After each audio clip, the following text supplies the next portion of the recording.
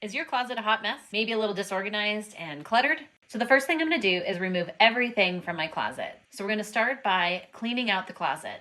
I'm going to place a shoe organizer into the bottom of the closet. What I've calculated is each family member, and there are 4 of us, can have about 4 pairs of shoes that will fit on a shelf. So each family member gets a shelf and 4 pairs of shoes that you use the most often. Now I'm going to teach you a little thing my mom had taught me, and I pass this on to my kids. So I'm going to take my mittens and place them into my hat. So I'm going to squeeze my scarf into one sleeve of my coat, and then the hat and mitten combination I'm going to put in the other sleeve of the coat.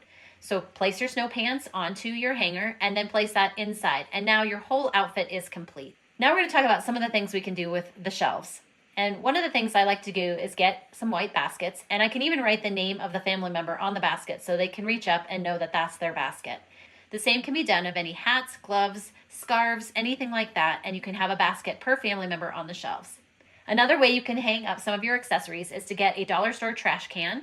I placed chalk stickers on the front of those trash cans and labeled each one with our names on it. Then inside of our laundry room, we have a coat hanging rack. Above that, I've placed 4 command hooks, and then I placed the trash cans on the command hooks. Now our coats are on the coat rack and our hats and mittens are above that. And I can swap this out seasonally. We like to use over-the-door hanging racks. And some examples of the things you can put on those racks are hats, coats, backpacks, and if you have wet gloves or wet hats from being out in the snow, you can set them to dry up on those. Now we run out of room for our cleaning supplies inside of our closets as well, but we need some place to hang them. And this is where those over-the-door hanging racks come in handy. You can also place an over-the-door shoe organizer, but we can also place hats and gloves, cleaning supplies, as well as sunglasses. So many possibilities. Another idea, if you run out of space, is to place your winter items or your summer items in a tub and store them until it's the season and swap them in and out. So you can stack them in your basement or storage space.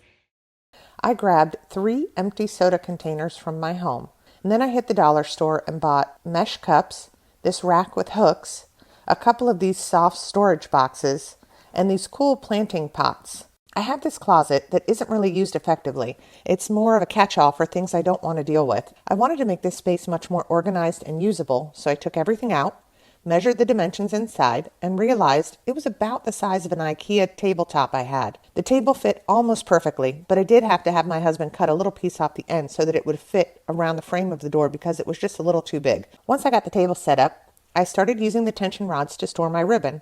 I just removed the rubber stopper from the end of the tension rod, slid the ribbon roll on, and then mounted the bar between the back wall to the front wall. That saved a bunch of space and allowed me to see all my ribbon at once and pull it as needed. After that, I got to work on my soda boxes. The first step was to cut the top off. I then wrapped the boxes with fabric, much like you'd wrap a present. I didn't want to sew anything, so I just folded the edge, applied hot glue with the glue gun, attached it to the container, and wrapped it around. I folded the ends at the bottom, and then at the top, I just tucked it in. You could also choose to wrap the box with wrapping paper or even vinyl sticky paper. These made perfect holders for my wrapping paper. For my gift bags, which I have traditionally just kept inside of another gift bag, which then gets all torn up and worn out, the storage box from the dollar store was perfect. I knew I wanted to keep the tabletop as clear as possible so that I could use it for crafts or for wrapping gifts. So the solution was to attach my planters to the wall and use the wall space inside the closet. I thought these planters looked like a honeycomb, and so I tried to put them together in that same way. It was fun to create a little theme in this small space. Once I had all my pots attached, it was time to install the row of hooks that I'd bought. I used some of the hooks for items like shrink wrap for baskets and wine bottle bags, but on the other hooks, I hung the wire mesh cups that I'd bought. I set everything up, adding gift tags and light items to the cups, filling my honeycomb with supplies that I wanted to have easily on hand, like smaller gift bags, tape, my glue gun, and colored mesh. I added scissors and my favorite pens for gift tags so that I could always have these at hand. And here it is. What a difference a day makes. Everything's organized and I have it easily accessible. It only cost me $20 to get this done.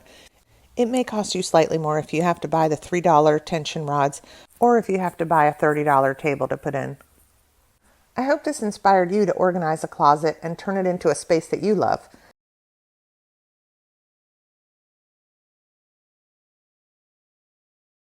Not exactly the best use of space, right? I wanted something sturdy and in a custom size, so I built my own shelving unit. Now it's time to start assembling. Measure and mark the center on 2 of your shelf boards. These pieces will be a sort of anchor in the middle and the bottom of your shelving unit. After you've marked the center, you can assemble these into the shape of a capital letter I at the bottom of your shelves. You'll attach the vertical middle piece into the middle of the bottom and middle shelves. You'll need clamps or an extra set of hands to help hold the boards in place.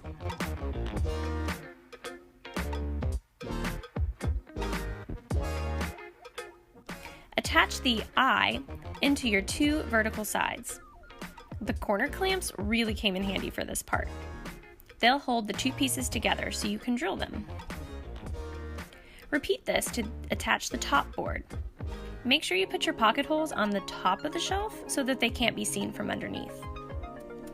Now it's time to cut the small shelves. This is really the only cutting you should have to do. Measure, then cut the small shelves for the bottom section of your shelving unit. I don't have a table saw and my miter saw was too small, so I used a cordless circular saw and the Craig rip cut attachment for this step. To mount the shelves, I used a shelf pin jig. This thing is so handy. Use the included drill bit and the hardware to drill holes all the way up the front and the back of your DIY closet shelves. I opted for shelf pins instead of attaching the shelves directly to the unit so that the shelves are adjustable. You may need to lightly sand after you drill your shelf pin holes. You could also stop and paint at this step. Once your unit is built, it's time to put it in place. Remove the old hardware and let's put your shelves in place. I made mine the perfect height so that the existing shelf would fit nicely right over top. I also cut the bar down so it would fit right beside the new shelf. Once the unit is in place, it's time to put your shelf pins and your shelves. These slip right into the holes you drilled and make a perfect perch for the shelves. I really love that the shelves are adjustable, so I could easily customize each section to perfectly fit my stuff. The biggest tip I can give you for this project is to have your plywood sheets ripped down in the store. Most hardware stores will do up to 10 cuts for you for free. Come prepared with the list and make it quick and easy for them. This will save you a lot of time and trouble at home, especially if you don't have a table saw.